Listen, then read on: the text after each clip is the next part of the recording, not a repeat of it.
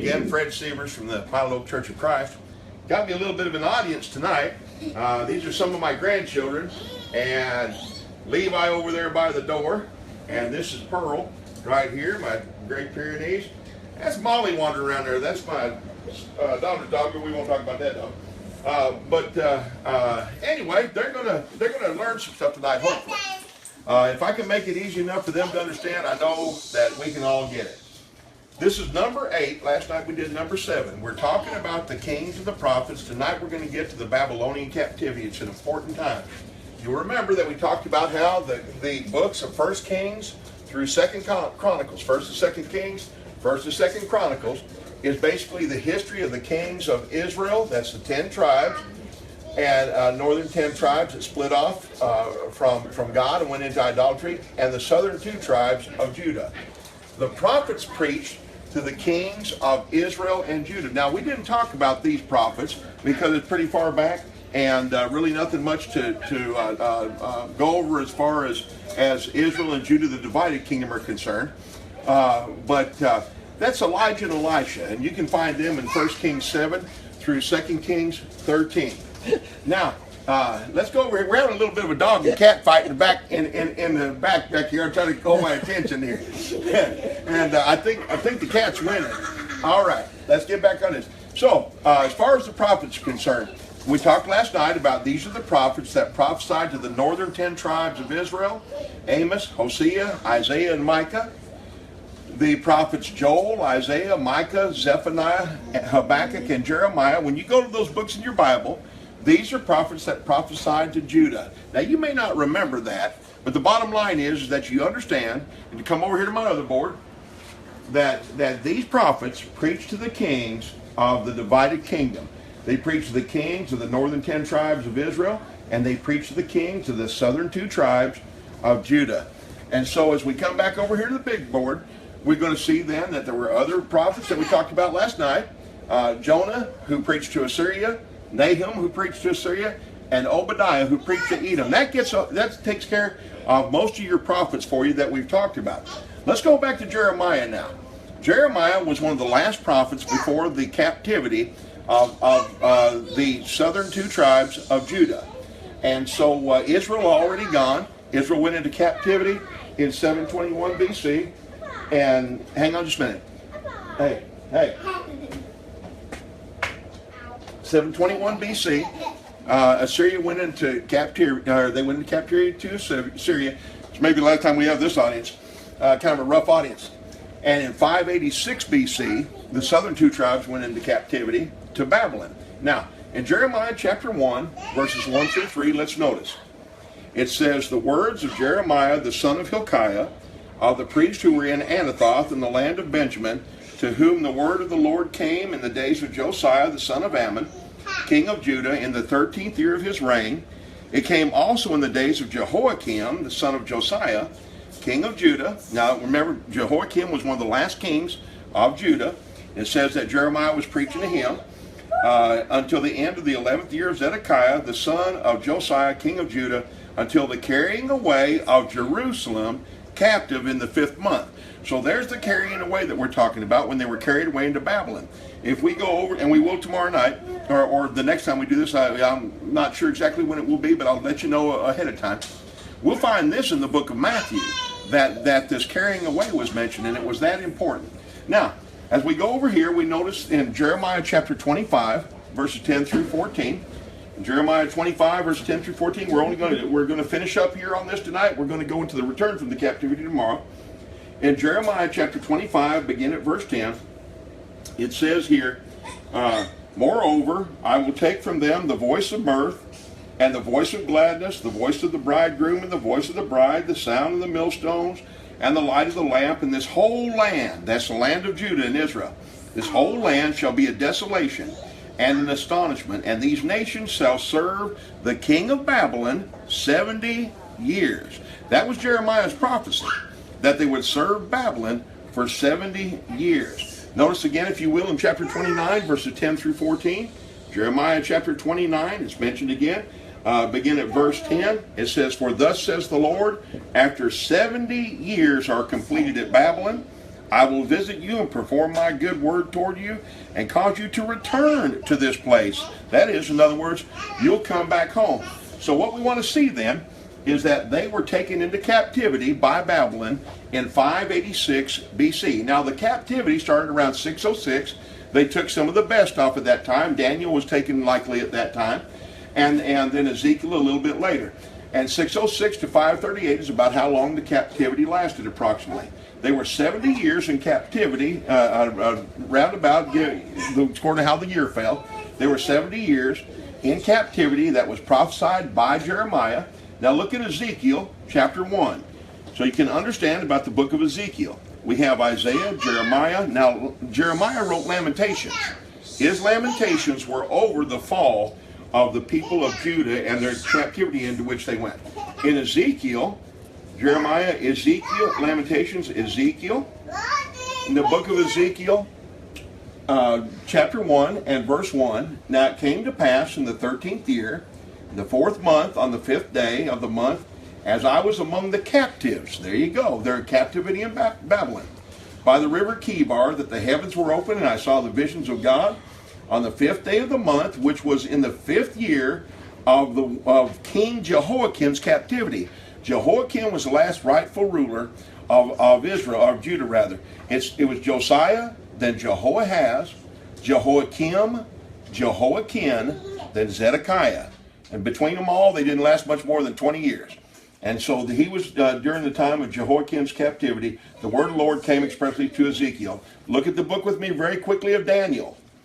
As we look at the book of Daniel, we can see in Daniel chapter 1, as it is in so many of these things, the first chapter of so many of these books will tell you exactly when these people prophesied or where they lived. Daniel was a captive in Babylon. It says in the 3rd year of the reign of Jehoiakim. Remember, he was next. Jehoiakim, then Zedekiah. In the 3rd year of the reign of Jehoiakim, king of Judah, Nebuchadnezzar, king of Babylon, came to Jerusalem and besieged it. And the Lord gave Jehoiakim, king of Judah, into his hand, with some of the articles of the house of God, which he carried into the land of Shinar, to the house of his God, and he brought the articles into the treasure of his God. And so there was the captivity. So we see then that Jeremiah was one of the last prophets who prophesied to Judah before the captivity of Judah, before they went into Babylonian captivity. We find that in Jeremiah chapter 1, verse 1 through 3. Jeremiah in chapter 25 and 29 prophesied that the people would be in captivity for 70 years. Ezekiel and Daniel were in the captivity, and they were actually preaching to the people in Babylon. I hope this helps you understand the prophets a little bit, how they go together, how some of them talk to the kings of Israel and Judah, how some of them talk to people during the captivity. Next time, we're going to look at the return from captivity. Then we're going to wad this whole thing up together and make it understandable. Next time, we're going to look at Ezra, Nehemiah, Esther, Haggai, and Zechariah, put them where they belong, and then on the next one after that, we're going to put it all together for you so you can understand. But tonight, what I hope you've gotten is that the people of Judah, Israel had already gone into captivity, the northern 10 tribes, in 721 BC to Assyria. In 586 BC, the southern 2 tribes went into captivity to Babylon. Ezekiel and Daniel were prophets actually in the land of Babylon. They were some of the people taken as captives to Babylon. Jeremiah prophesied they would be there 70 years. We're going to see next time that a man named Cyrus brought them out. If you want to read the last chapter of 2 Chronicles, it will give you this account. Hope you come and be with us. Thank you. Say good night, everybody. Good night. Bye. Fred Seavers again from the Pilot Oak Church of Christ. You can see up here in our tree, it's about time for everybody to go to roost. They're going to get ready to go to bed, and I figure you're not too far from it. So we're going to go ahead and get this done. I'm going to do my very best to make these quicker. I'm going to try and keep them down to about 5 minutes or so. Don't have an audience tonight, so we should be able to make this go. Remember last night we talked about the prophets. Now this is number 9, okay? Talked about the prophets, how the prophets prophesied to the kings of Israel and Judah. That's in 1 Kings, 2 Kings, 1 Chronicles, and 2 Chronicles. That's what those books are about. That's what the books of the prophets are about. Talked about how in the last chapter, come over here, in the last chapter of 2 Chronicles, we find that it was prophesied, or not prophesied, but that Babylon would come and capture the southern two tribes of Judah, and that in 70 years, according to the prophecy of Jeremiah, 70 years, that they would return from Babylonian captivity, that King Cyrus, now we didn't talk a whole lot about him, he's a Persian, would bring them back from captivity after they were in captivity for 70 years. When we look at the books of Ezekiel and Daniel, they were in captivity. They were some of the first captives that went into captivity in Babylon. And we find that that's what those books are about, is Ezekiel encouraging the people in Babylon, the Jews who were in Babylonian captivity, to remain righteous. Book of Daniel doing the same thing. Come down to the book of Ezra. Now you may notice that Ezra is right after 2nd Chronicles. What they did in your Bible was to try and make this flow. So they had 1 Kings, 2 Kings, 1 Chronicles, 2 Chronicles, which ends with the Babylonian captivity and the return from the captivity under Cyrus. So they put Ezra, Nehemiah, and Esther, which are books about the return from Babylonian captivity, where they went back to Jerusalem to build the temple, to rebuild the walls, and to reestablish their religion in Jerusalem according to the decree from Cyrus the Persian. Now, in Ezra chapter 5, verses 1 and 2, we see that Haggai, Zechariah, and Zerubbabel are mentioned. Now, there's no book of Zerubbabel, but Zerubbabel, for the first 5 chapters of the book of Ezra, was the one who went back and rebuilt the, rebuilt the foundation of the temple. Now, under Ezra, the book of Ezra here, he finished that temple, and the temple was finished, and we can see in Ezra chapter 6 and verse 15 that the temple was rebuilt. In Ezra chapter 7, Ezra himself comes in and restores the priesthood. So they've now been in Babylonian captivity for 70 years due to their idolatry, due to their fornication, due to their lack of worshiping God. God sends the Babylonians in 586 BC to take them captives. It starts around 606, and then they're finally gone by 586. Takes them into captivity for 70 years, according to the prophecy of prophet Jeremiah. You find this at the end of the book of 2nd Chronicles, also in Jeremiah chapters 25 and 29. Then we come down, and Ezra, Nehemiah, and Esther are about coming back to Jerusalem out of Babylonian captivity. The Persians conquered the Babylonians and freed the children of Israel to go back. That's what the books of Haggai and Zechariah are about. And they both talk in Haggai chapter 1 as well as Zechariah chapter 4. Now you can go back and read these on your own. You have your own time. I just don't want to take up a lot of your time tonight. You will find that both of these prophesied during the time of Zerubbabel, and you also find Zerubbabel mentioned in Ezra chapter 5, verses 1 and following. So here we have the return from Babylonian captivity. These were the prophets who preached to the kings. These were about the last 5 kings: Josiah, Jehoahaz, Jehoiakim, and Zedekiah. These were the last kings of Judah, and the prophets prophesied to these last kings of Judah. Then they were taken into Babylonian captivity. They were conquered by the Medes and Persians. They were allowed to go back to Israel and rebuild the temple. And under the book of Nehemiah and under Nehemiah's leadership, they rebuilt the walls of the city of Jerusalem. Next time, we're going to talk about how all of this fits together, and we're going to talk about the book of Malachi. Come see us. Hello, folks. Fred Seavers again from the Palo Oak Church of Christ. Not going to be very long tonight. Just had a call from one of our members. For all the member church out there, we'd like to invite you to please remember Janet Murphy and the Murphy family in your prayers. They've had some sickness. Getting ready to run some food to them. So not going to be very long tonight, but I do want to cover some very important things that we've been talking about and explain to you just a little bit the importance of understanding all this stuff. You might think, well, what in the world is all this Babylonian captivity and all these other things important for? We're going to notice in just a minute.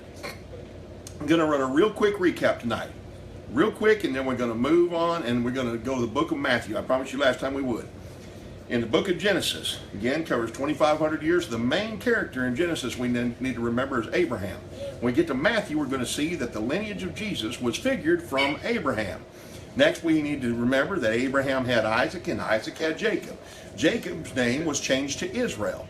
Now, at the end of the book of Genesis, the children of Israel, or descendants of Jacob, were in Egyptian captivity. They were slaves to Egypt, And you might remember that they were in Egyptian captivity some 400 years.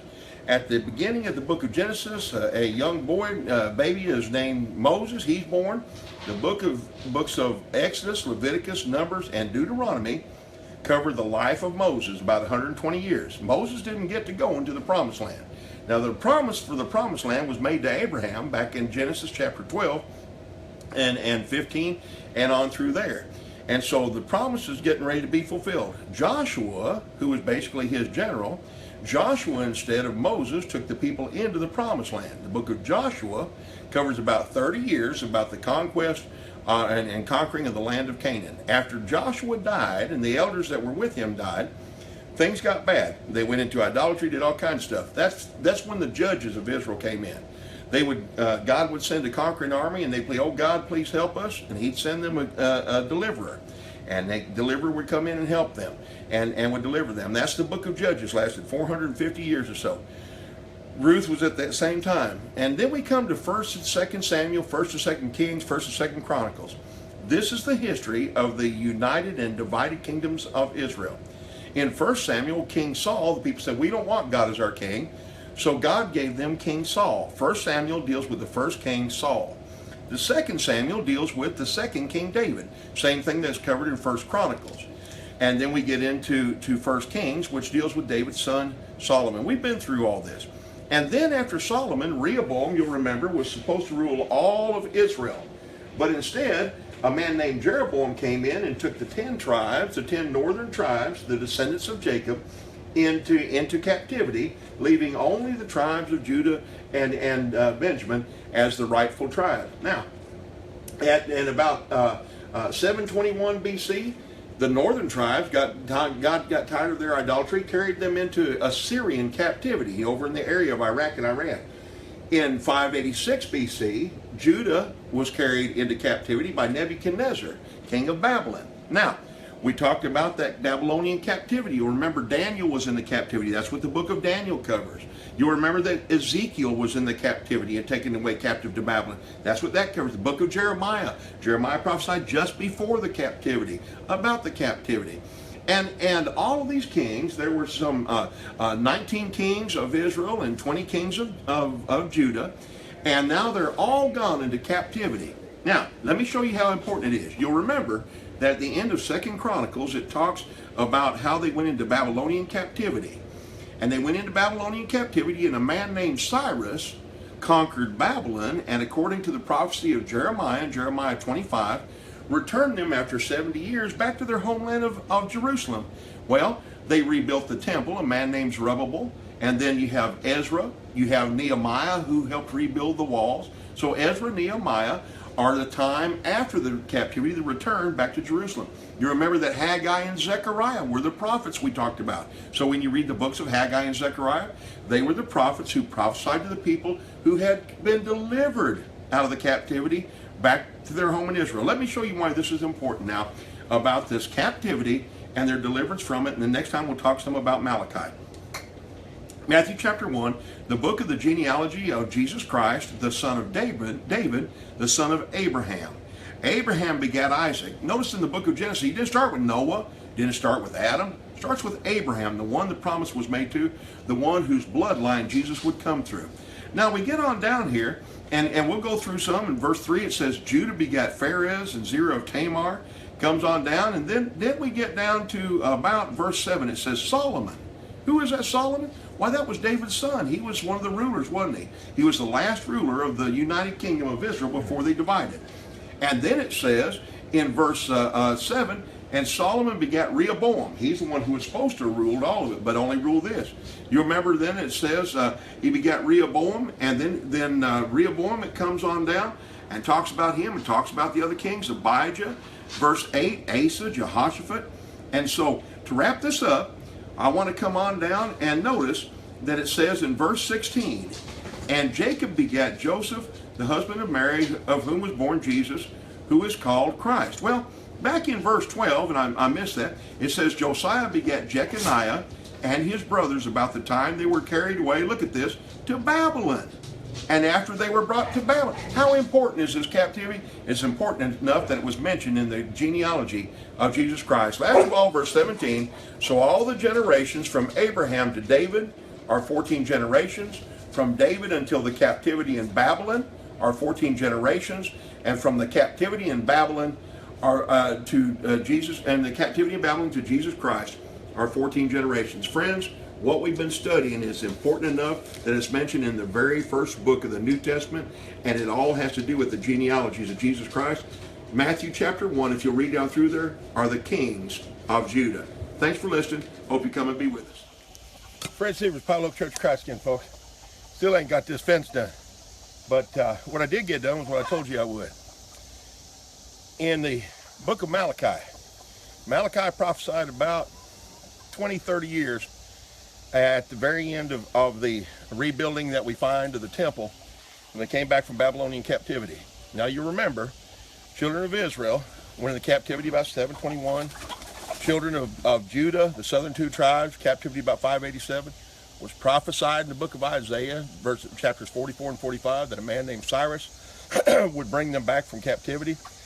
Jeremiah prophesied in Jeremiah 25 that it would be about 70 years they'd be in Babylonian captivity.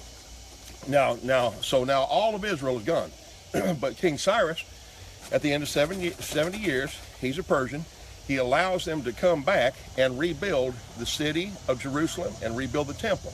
That's what the books of Ezra, Nehemiah, and Esther about. Now they're kind of out of place. At the same time Ezra and Nehemiah were rebuilding, you had Haggai and Zechariah, the two books of Haggai and Zechariah, where they were the preachers or prophets to the people who were rebuilding the city of Jerusalem and the temple of God and putting all of the worship and the service of the Lord back in place.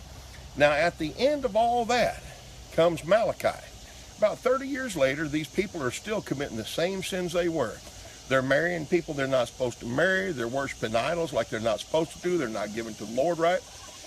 And that is the last book of the Old Testament. Now, people say, why in the world, what's left? Well, 400 years are left between the book of Malachi and the time of Jesus Christ. I want to give you a quick rundown tonight of that. Take me about 1 minute. And then we'll come back next time and look at the prophecies of this time period. After the book of Malachi, about, like I say, probably 400, around 400 BC. Now, you know, as we started in the book of Genesis, that's about 6,000 or so BC. And you keep going down as you get toward the cross. Once you get to the cross, the numbers go up, and that's why this is 2016, and the time of Jesus' birth is about 0. And so between that time, the book of Malachi and the book of Matthew, that one little page right in the middle there, is about 400 years. During that 400 years, you had the Persian army. The Persians ruled the world under King Cyrus. Babylon had already been defeated. Persia ruled the world. After Persia, Medo-Persia, the Medes and Persians, came the Greeks in about 3 some odd BC with Alexander the Great. And then after Alexander the Great came Rome. And Rome came in about 250 somewhere along in there BC. So you had 4 kingdoms that we're dealing with at the time of the return from the captivity. You had Babylon in the captivity. You had Persia, who let them return. You had the Greeks under Alexander the Great. And you had Rome, who we will find prophesied in the book of Daniel, in Daniel's chapter 2, 7, and 8 next time. But that's what took place. And during that time period, one more good thing took place. The Greeks liked the Old Testament law of the Jews so much that they had translated it out of Hebrew into Greek in about 280, 282 BC, and we call it the Septuagint because they say it took approximately 70 days for 70 people to translate it. Hope you'll come back. That should bring us all the way up to Jesus Christ, but then we're going to go back and look at the prophecies of this time period. Come and be with us the next time as we study the Old Testament. Thank you.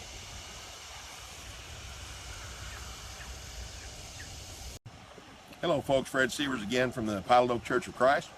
Studying in the Old Testament, saw how the Old Testament went together. We've talked about the prophets and the kings, how the prophets in your Bible all the way from Isaiah, Jeremiah, Ezekiel, Daniel, and then through the minor prophets, Hosea, Joel, Amos, all that, how most of them prophesied to the kings of the Old Testament. We talked about how there were 3 kings, Saul, David, and Solomon.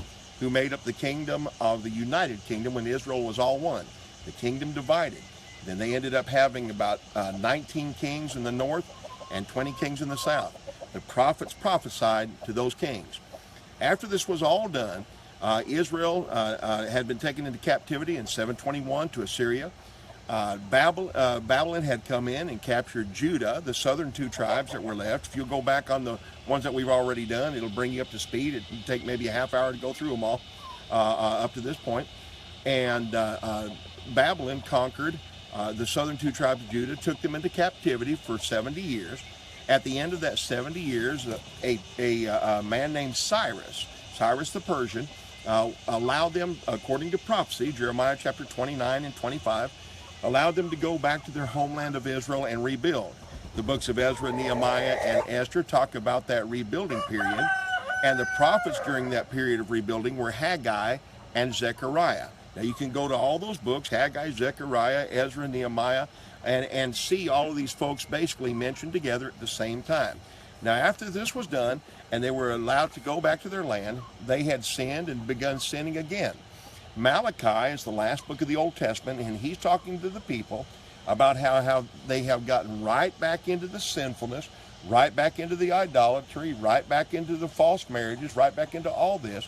And then at the end of Malachi, there is a 400-year period we call the intertestamental period, when there was no more need for revelation. God had given all the revelation they needed. He'd given all the law they needed to follow, all the people up through that time, all the way down to the time of Christ, and they hadn't followed it. Now, during that time period I mentioned, there were a lot of things that took place, and I wanted to show you some of this from prophecy. In the book of Daniel, chapter 2, the king Nebuchadnezzar had seen a great prophecy, or the king of Babylon had seen a great prophecy. It says in verse 28 of Daniel chapter 2, there is a God in heaven who reveals secrets, and he has made known to King Nebuchadnezzar what will be in the latter days. Your dream and the visions of your head upon your bed were these. Now, the prophets of Nebuchadnezzar had tried, all his magicians and everything, had tried to give him the dream. They said, give us the dream and we'll interpret it. He said, no, you tell me what the dream was and then interpret it. Well, they couldn't do that, but a man said, I know a man that can. His name is Daniel. That's what we're doing right now. Here's Daniel's interpretation of Nebuchadnezzar's dream. Now, this is part of the period and covers basically the whole period from Malachi all the way down to Jesus Christ, and a little bit up through Jesus, actually. It says in verse 30 of Daniel chapter 2, but as for me, this secret has not been revealed to me, because I have more wisdom than anyone living, but for our sakes, who make known the interpretation to the king, and that you may know the thoughts of your heart.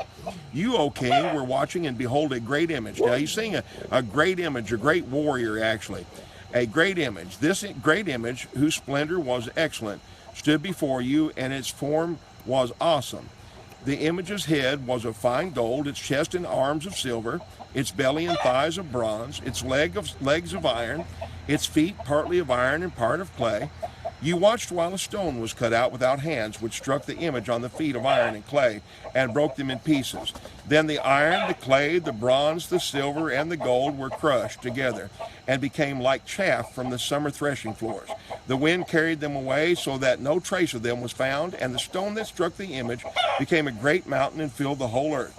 This is the dream. Now we will tell the interpretation of it before the king. Watch very quickly. It won't take me long. It says, you, O king, that's the king of Babylon, the kingdom of Babylon, who had captured the southern two tribes. Daniel is in Babylonian captivity when he gives this vision. You, O king, are a king of kings, for the God of heaven has given you a kingdom, power, strength, and glory. And wherever the children of men dwell, or the beasts of the field and the birds of the heaven, he has given them into your hand and has made you ruler over them all. You are this head of gold. So he was the head of gold on this great image of this great warrior. But after you shall arise another kingdom inferior to yours, then another, a third kingdom of bronze, which shall rule over all the earth. The Medes and Persians would come next after Babylon. They would be then conquered by Alexander the Great and Greece. And then Rome later, as we're going to see, as the fourth kingdom, would conquer Greece and be the ruling kingdom at the time of Jesus Christ. Verse 40, And the fourth kingdom, this is the kingdom of Rome. We're going to look a little more of this next time and let the scriptures themselves show you that these are the kingdoms, that I'm not just making this up. From chapter 8, we'll notice that. And the fourth kingdom shall be as strong as iron, inasmuch as iron breaks in pieces and shatters everything. And like iron that crushes, that kingdom will break in pieces and crush all others. This is the kingdom of Rome, the power of Rome. Whereas you saw the feet and toes partly of potter's clay and partly of iron, the kingdom shall be divided. The Roman kingdom had a lot of inner dissension. Shall be divided, yet the strength of the iron shall be in it, just as you saw the iron mixed with the ceramic clay. And as the toes of the feet were partly of iron and partly of clay, so the kingdom shall be partly strong, partly fragile. As you saw iron mixed with ceramic clay, they will mingle with the seed of man, but they will not adhere to one another, just as iron does not mix with clay. Rome would corrupt itself from the inside, is what it's saying. And in the days of these kings, the Roman kings, watch this. In the days of these kings, the Roman kings, the God of heaven will set up a kingdom which shall never be destroyed. You can find this fulfillment in Hebrews chapter 12, verses 27 and 28. This is the kingdom of Jesus Christ, which was established in the days of the Roman kingdom. Shall never be destroyed, and the kingdom shall not be left to other people. It shall break in pieces and consume all these kingdoms, and it shall stand forever. Inasmuch as you saw the stone was cut out of the mountain without hands, and that it broke in pieces the iron, the bronze, the clay, the silver, and the gold, the great God has made known to you, the king, that what will come to pass after this. The dream is certain, and the interpretation is sure. Friends, I'm going to tell you something. We're going to keep learning from this, that the kingdom of Jesus Christ came in the first century during the days of the Roman kings. That's what the Bible says. Man will teach you that we're still waiting on the kingdom to come, that there's going to be a millennial reign here and a rapture and so on. We're going to learn from the scriptures this just is not so. We just saw from the prophecy of Daniel that the kingdom of Christ would come during the days of the Roman kings. We're going to notice more about this next time. Thank you.